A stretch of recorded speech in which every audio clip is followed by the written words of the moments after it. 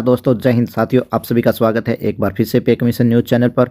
आज इस वीडियो में हम बात करने वाले हैं जो सैनिक स्कूल के इंट्रेंस एग्जाम होने वाले हैं उसके बारे में, क्योंकि यहाँ पर एक नोटिफिकेशन जारी कर दिया गया है।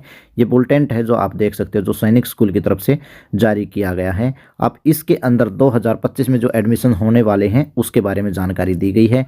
जितने भी सैनिक स्कूल हैं उनका एंट्रेंस एग्जाम जल्दी ही किया जाएगा, उसके बारे में ये वीडियो बनाई गई है। आप यहाँ पर देख सकते हैं सैनिक स्कूल्स की जो इंपॉर्टेंट डेट्स हैं वो यहाँ पर जारी की गई हैं। यानी कि अभी जो ऑनलाइन फॉर्म भरने का जो सिलसिला है वह शुरू हो चुका है, जो कि 24 दिसंबर से लेकर 13 जनवरी 2025 तक आप ऑनलाइन फॉर्म भर सकते हैं। यदि आप सैनिक स्कूल में एडमिशन करने चाहते हैं, सबसे पहले आपका बच्चा 5th क्लास में होना चाहिए या फिर 9th क्लास में है, वो इसके लिए अप्लाई कर सकते हैं। आप यहाँ देख सकते हैं लास्ट डेट जो यहाँ पर दिखाई गई है, जो कि आपके पेमेंट के लिए है, वो 14 जनवरी है। 14 जनवरी तक आपने यहाँ पर पेमेंट भी इसकी कर देनी है। 13 जनवरी तक आपने फॉर्म ऑनलाइन भर सकते हैं।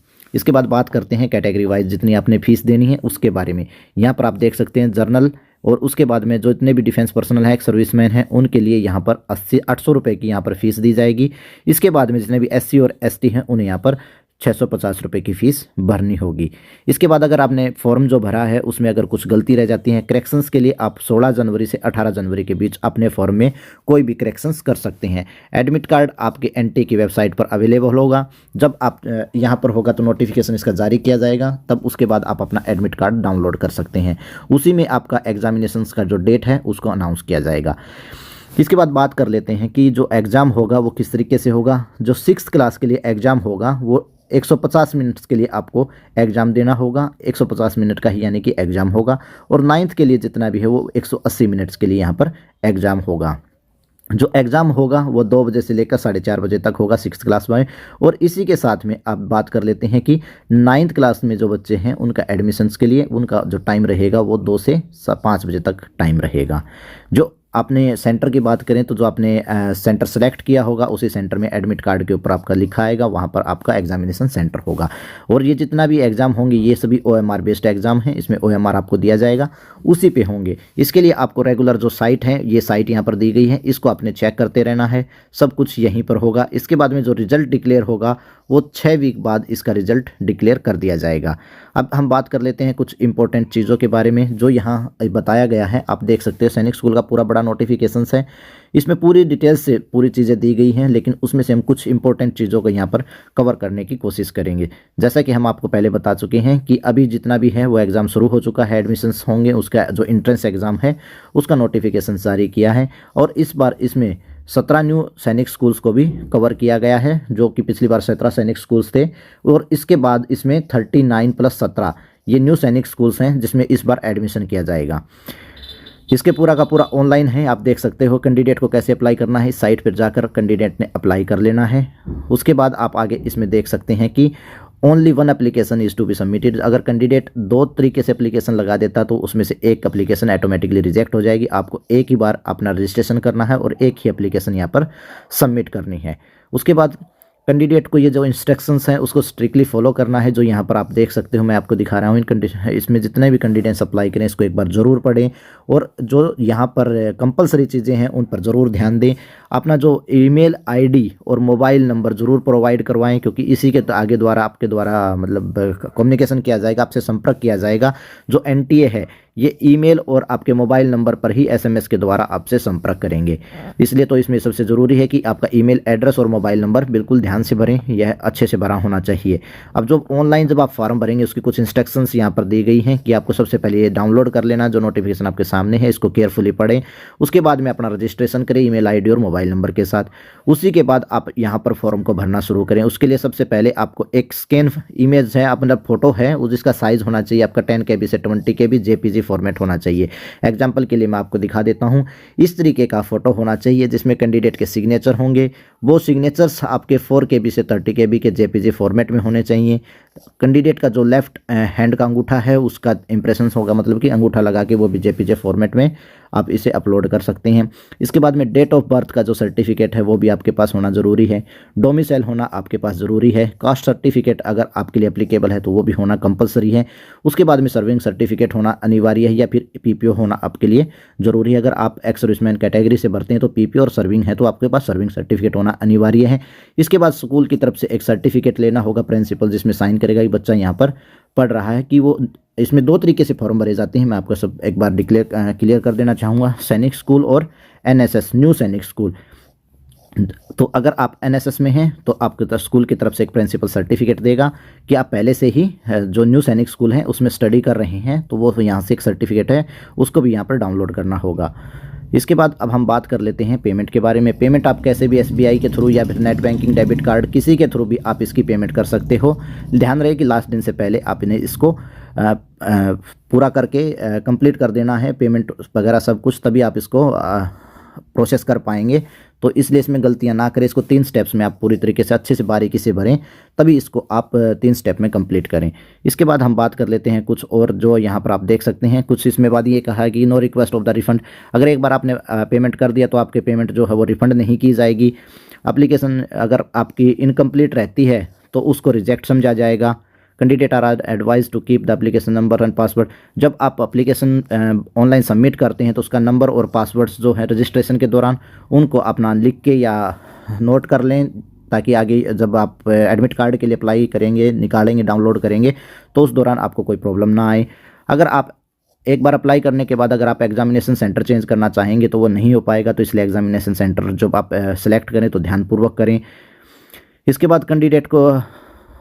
इसके बाद आप देख सकते हो कि candidate advise to visiting the NT की साइट पर बार बार विजिट करते रहना, रेगुलरली विजिट करना है, ताकि जितने भी आपके इंपॉर्टेंट डेट्स या कुछ अनाउंसमेंट की जाती है तो इसी साइट पर की जाती है, तो इस साइट पर आपको लगातार विजिट करते रहना है। जब एग्जाम होगा तो कैंडिडेट्स को इन चीज़ों को, कोई भी geometry box, pencil box, hand bag, purse, जितने भी पेपर, स्टेशनरी, ये जो चीज़ें हैं इनको नहीं लेके जाना है। ईयरफोन, मोबाइल फ़ोन या कैलकुलेटर्स, इन चीज़ों को अलाउ नहीं किया गया है वहाँ पर। तो आपको एग्जामिनेशन सेंटर या हॉल में कोई भी कुछ भी लेकर आपको नहीं जाना। इसके बाद अब हम बात कर लेते हैं कि यहाँ पर जो डिस्क्लेमर में बताया गया है कि कैंडिडेट को एक बार ये जो जानकारी, नोटिफिकेशन, इसको ध्यानपूर्वक पढ़ें, इसी के बाद आप इसमें रजिस्ट्रेशन करना शुरू करें। कैंडिडेट उसमें बाद यहाँ पर आगे बताया गया है कि प्रोसीजर जो है उसको सही तरीके से फॉलो करें, उसमें कोई गलतियाँ ना करें।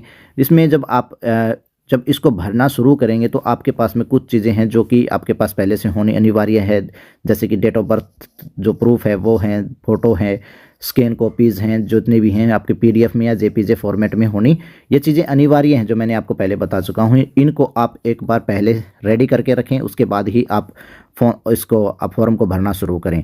इसके बाद अगर आपको कोई प्रॉब्लम आती है तो यहाँ पर एक नंबर दिया गया है, इस पर आप कॉल करके हेल्प ले सकते हैं, जो कि आप 10 बजे से लेकर 5 बजे तक, मंडे से सैटरडे के बीच में आप कॉल करें, या फिर आप एनटीओ को मेल कर सकते हैं। इसमें भी आपको मेल के थ्रू वापस रिप्लाई आपको मिल सकता है। इसके बाद इसमें आगे जो चैप्टरों को कवर किया गया, हर एक चैप्टर में कहाँ कहाँ कितने सैनिक स्कूल्स हैं, उनकी क्या है, एडमिट कार्ड कैसे होंगे, ये पूरी एक लिस्ट जारी की गई है, जिसके द्वारा आपको आसानी से समझ में आएगा कि इस फॉर्म में क्या क्या लिखा गया है।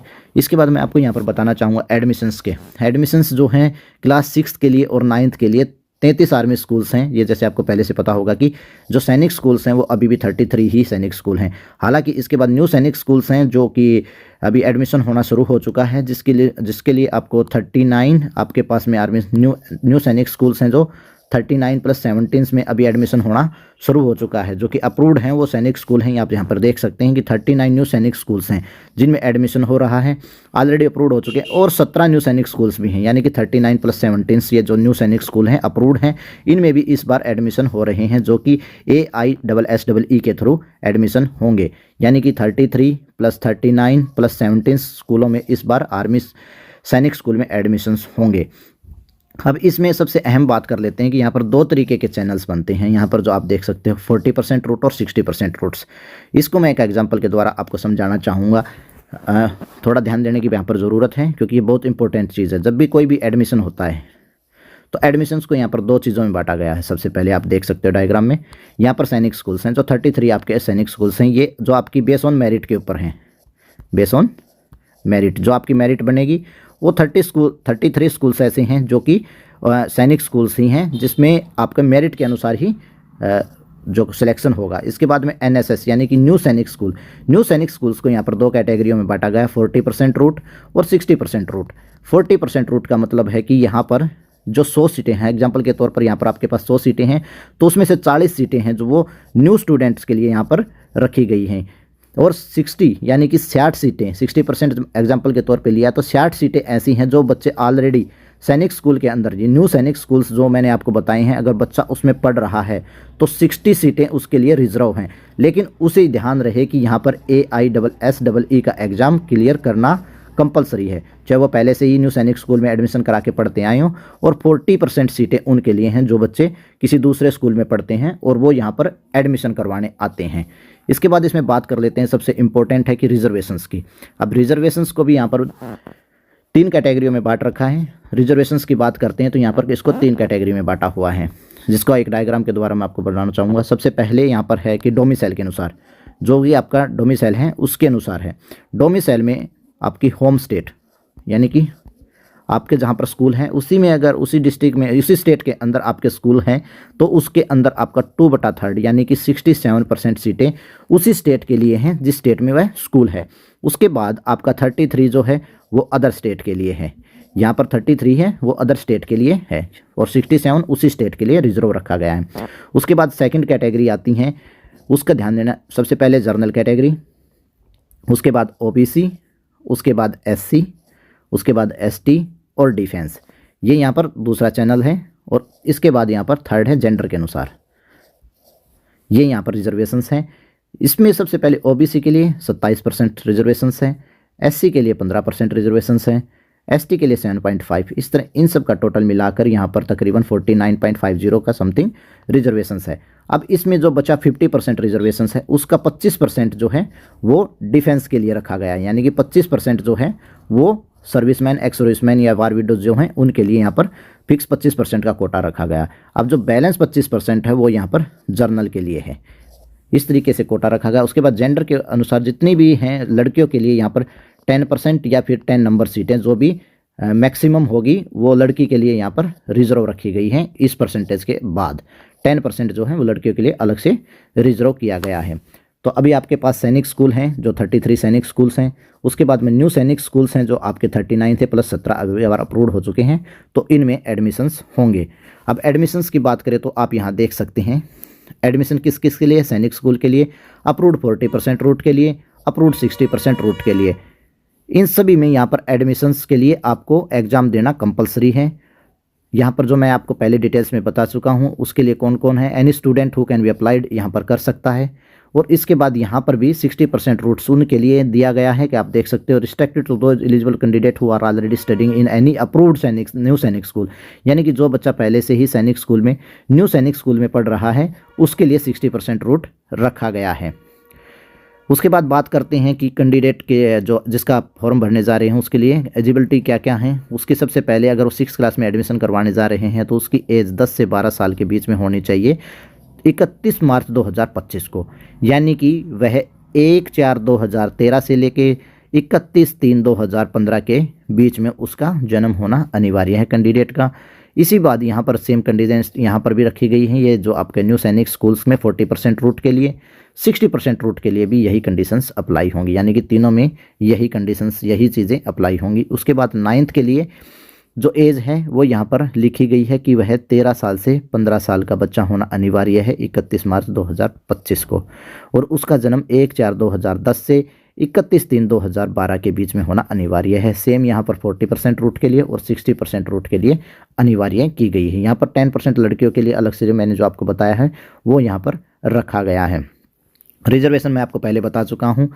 उसके बाद में यहाँ पर उन्होंने बताया कि जो मीडियम ऑफ क्वेश्चंस हैं वो आगे मैं आपको डिटेल में बताऊँगा। यहाँ पर मीडियम ऑफ इंग्लिश रखा गया है, इंग्लिश है। उसके बाद में जो अब 5th क्लास के लिए हैं उनके लिए अलग से मीडियम है, उसमें लैंग्वेजेस हैं जो आप उसमें आप एग्ज़ाम दे सकते हो। और क्वालिफिकेशंस के लिए मिनिमम 25% जो मार्क्स हैं वो ईच सेक्शंस में आने चाहिए, और 40% मार्क्स जो हैं वो आपके ज़रूरी रखे गए हैं, यानी कि 25% और 40% आपको अनिवार्य रखे गए हैं, ये आपके आने चाहिए, तभी आपको काउंसलिंग के लिए बुलाया जाएगा, अदरवाइज़ नहीं बुलाया जाएगा आपको किसी भी काउंसलिंग के लिए।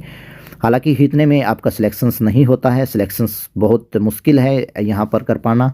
अब हम बात कर लेते हैं रूट की। आप यहाँ पर देख सकते हो जब आप अप्लाई करने जा रहे हो 60% 40% रूट का, ये एक थोड़ा सा पेचीदा काम है। आप इसको यहाँ डायग्राम से समझ सकते हैं। मैं कोशिश करूँगा कि आपको जल्दी से जल्दी ये समझ में आ जाए। जब आप फॉर्म भरेंगे तो आपके पास ऑप्शंस आएंगे कि आप किस तरीके का ऑप्शन सेलेक्ट करना चाह रहे हैं। सबसे पहले होता है कि सैनिक स्कूल का, देन उसके बाद आपके पास है न्यू सैनिक स्कूल्स का 40% वाला जो मैंने आपको बताया था। उसके बाद आपका सैनिक स्कूल प्लस आपका न्यू सैनिक स्कूल्स। आप इन दोनों में आप कोई भी ऑप्शन सेलेक्ट कर सकते हैं। आपके पास 3 ऑप्शन आएंगे। सैनिक स्कूल का सीधा सिंपल है, जो कि आपका मेरिट बेस है। इसमें कोई ऑप्शंस ऐसे आपके पास आएंगे नहीं। अगर आपका दिमाग माइंड सेट है कि आपको सैनिक स्कूल में ही एडमिशन कराना है, जो कि 33 सैनिक स्कूल्स हैं, अगर उसी में आप एडमिशन कराना चाह रहे हैं तो आप इस ऑप्शन को सिलेक्ट कर सकते हैं। अगर आप चाहते हो न्यू सैनिक स्कूल में एडमिशन हो जाए या फिर सैनिक स्कूल या न्यू सैनिक स्कूल किसी में भी एडमिशन हो जाए, तो आप इन ऑप्शनों को सिलेक्ट कर सकते हो। सबसे पहले यहाँ पर 40% का ऑप्शन आएगा आपके पास में, उसके बाद 60% का ऑप्शन आएगा आपके पास में, और तीसरा ऑप्शन होगा आपके पास 40 प्लस 60%, यानी कि इन दोनों में से आप कोई भी एक रूट को सेलेक्ट कर सकते हो। इसके बाद सैनिक school plus new Sainik school में सबसे पहले आपके पास सैनिक school plus new Sainik school का आपके पास 40% का एक ऑप्शन होगा। उसके बाद सैनिक school plus new Sainik school के अंदर 60% का एक ऑप्शन होगा। और थर्ड आपके पास जो रहेगा वो सैनिक school plus new Sainik school, और इसके बाद में आपका 40 प्लस न्यू सैनिक स्कूल का 60% का ये ऑप्शंस आपके पास में अवेलेबल होंगे। इनमें आपको जो आप प्रायोरिटी देते हैं, जो सिलेक्ट करते हैं, वही आपके लिए होगा। इसमें अगर मेरी रिकमेंडेशन ली जाए, जैसे कि अगर कोई नया बच्चा एडमिशन लेने जा रहा है तो वह ऑप्शन सबसे पहले सेलेक्ट कर चुका है कि माइंड सेट है तो आप सैनिक स्कूल में जाएं, या फिर आप चाहते हो कि बच्चे का किसी भी तरीके से एडमिशन हो जाए, तो आप इस ऑप्शन को ज़रूर सेलेक्ट करें, क्योंकि इसके अंदर आपका सैनिक स्कूल में एडमिशन हो जाएगा। अगर वहाँ नहीं होता है तो आप 40%, यानी कि जो अगर अदर स्टेट से आते हो, अगर आप पहले से आपका बच्चा न्यू सैनिक स्कूल में नहीं पढ़ रहा है तो जो 40% आपके पास है तो आप इसको सिलेक्ट कर सकते हो। अगर आपका बच्चा पहले से ही सैनिक स्कूल में, न्यू सैनिक स्कूल में अगर पढ़ रहा है तो आप इस ऑप्शन को सिलेक्ट करें। मेरी यही रिकमेंडेशंस रहेंगी। यहाँ पर इन दो के साथ ही आप चलें तो आपके लिए ज़्यादा बेहतरीन रहेगा। इसके बाद में यहाँ पर ये पूरी वही जो मैं आपको डिटेल्स में बताया हूँ, उन चीज़ों को बताया गया है कि आपके पास एक ऑप्शंस रहता है। अगर आप उन ऑप्शनों को सिलेक्ट करते हैं तो जब आपका अगर सिलेक्शन हो जाता है बच्चे का, तो ई काउंसलिंग के दौरान आप अपना जो सैनिक स्कूल है उसको आप सेलेक्ट कर सकते हो अप्रूव्ड होने के बाद में। इसी प्रकार यहाँ पर आगे भी बताया गया है कि आप अगर उन रूट के पास में जाते हो तो आपके पास ऑप्शन रहता है कि आपको कौन सा सिलेक्ट करना है। अगर आप इसके अलावा कोई ऑप्शन सेलेक्ट करते हैं तो उसमें आपको फॉर्म के दौरान ही बताना होगा कि आपने कौन से सैनिक स्कूल में जाना है। इसके बाद इसमें काफ़ी इंपॉर्टेंट चीज़ें बताई गई हैं, तो आप इस पर एक बार ज़रूर नज़र लगाएं। जब फॉर्म भरते हैं तो उसमें एक बार इस पूरे नोटिफिकेशंस को बड़े ध्यान से पढ़ें, क्योंकि इसमें काफ़ी अच्छी अच्छी चीज़ें दी गई हैं जो कि आपको काम आने की चीज़ें हैं। यहाँ पर जैसे मैं आपको बता चुका हूँ डेट्स के बारे में, यहाँ 19 जनवरी 2025 को एग्ज़ाम के बारे में बताया गया है, लेकिन हालांकि ऐसा हो नहीं पाएगा कि 19 जनवरी को एग्ज़ाम होगा, क्योंकि मैक्सिमम एग्ज़ाम संडे को ही रखे जाते हैं। शायद हो सकता है कि यहाँ पर एग्ज़ाम 19 जनवरी को ना होने की संभावनाएं ज़्यादा हैं। अगर हो जाता है तो बेहतरीन है, अगर नहीं होता है तो क्योंकि नेक्स्ट संडे जो आएगा वो 26 जनवरी को होगा, तो 26 जनवरी को छुट्टी होने के कारण एग्ज़ाम फिर नहीं होगा, तो फिर एग्ज़ाम जो है वो फरवरी के फर्स्ट संडे को होने के पूरे चांसेस हैं। तो इस प्रकार आपके पास अभी टाइम है, तो आप उसके रिविजन्स कर सकते हैं बच्चे का। और इनकी ऑफिशियल जो साइट्स है इस पर आप ज़रूर बार बार विजिट करें। सारा डाटा जो हम ये आपके सामने शो कर रहे हैं यह भी इनके अप्रूव्ड साइट से ही मिला हुआ है। और इसके बाद ये कुछ जर्नल इंस्ट्रक्शंस हैं जो इसमें काफ़ी इंपॉर्टेंट हैं, इनको आप एक बार ज़रूर नज़र लगाएं। जैसे मैं आपको बता चुका हूं, एडमिशन शुरू हो चुके हैं। 13 तारीख जो है वो लास्ट डेट है, 14 तारीख तक आपने पेमेंट कर देना है। करेक्शंस है तो 16 से 18 के बीच आपने कर देने हैं। एडमिट कार्ड और एग्ज़ाम डेट जो ऊपर बताई गई है, एग्ज़ाम डेट शायद वहाँ पर एग्ज़ाम ना हो।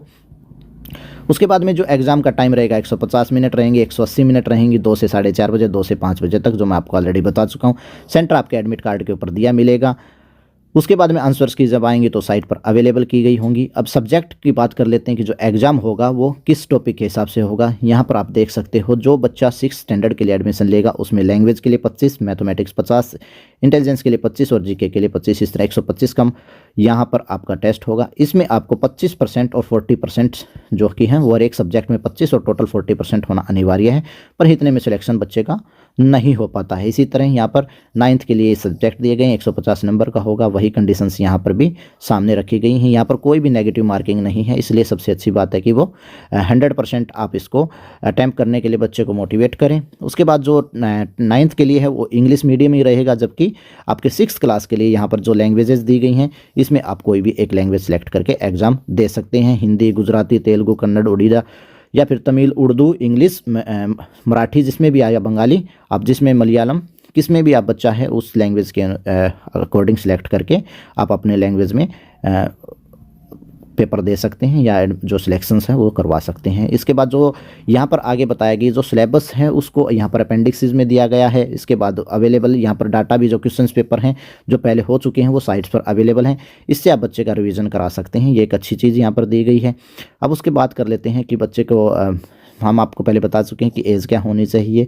इसमें कुछ और इम्पोर्टेंट चीज़ें हैं। ये नोटिफिकेशन बहुत बड़ा है, अगर आप इसको मैं पूरा बता नहीं पाऊंगा वीडियो में, तो मैंने जल्दी जल्दी इसको कोशिश किया है कि आप तक पहुंच सके। रिजर्वेशंस जैसे मैं आपको पहले बता चुका हूं वही यहाँ पर लिखा गया है। जो रिजर्वेशंस हैं उसकी बात जो हम पहले कर चुके हैं वो यहाँ लिखा हुआ है। इसके बाद जब आप इसको ऑनलाइन फॉर्म भरेंगे तो उसके बारे में भी बताया गया है कि आपको किस तरीके से अप्लाई करना है। ये साइट्स है, यहाँ पर आपने जाना है, अप्लाई कर लेना है, उसके बाद में रजिस्ट्रेशन कर लेना है। रजिस्ट्रेशन के बाद में आपने जो फॉर्म है उसको अच्छे तरीके से भर देना है। स्कूल को आपने सेलेक्ट कर लेना है, एग्जामिनेशन सेंटर जो आपकी सिटीज़ हैं उसको सेलेक्ट कर लेना है। उसके बाद में स्कैन जो इमेज है बच्चे की, ये जो फ़ोटो है मैं आपको दिखा देता हूँ, इस तरीके का फ़ोटो होना अनिवार्य है। जो फ़ोटो है वो ध्यान देना है कि 10 KB से लेकर 200 KB के बीच में हो, और वो 1 जुलाई